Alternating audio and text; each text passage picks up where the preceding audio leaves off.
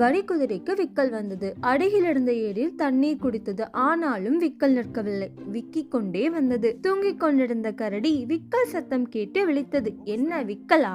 3 முறை குட்டிக்கரணம் போடு, விக்கல் நின்றுவிடும் என்றது. வரிக்குதிரையும் குட்டிக்கரணம் போட்டது. ஆனால் விக்கல் நிற்கவில்லை. மரத்தில் இருந்த குரங்கு இதை பார்த்து கொண்டிருந்தது. அது வரிக்குதிரையை நோக்கி பின்னங்கால்களில் நின்று கொண்டே 100 1 வரை விரைவாக எண்களை சொல், விக்கல் நின்றுவிடும் என்றது. 100, 99, 97.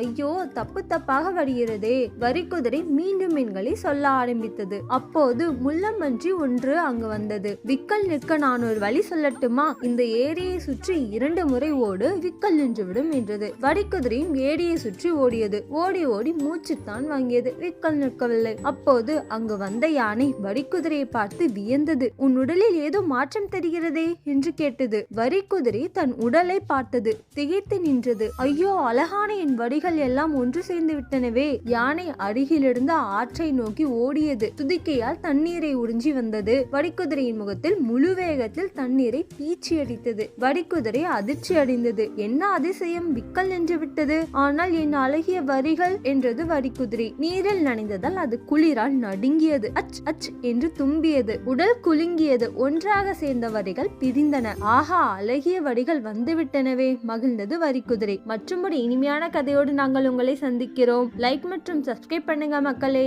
வீடியோ பார்த்த அனைவருக்கும் நன்றி.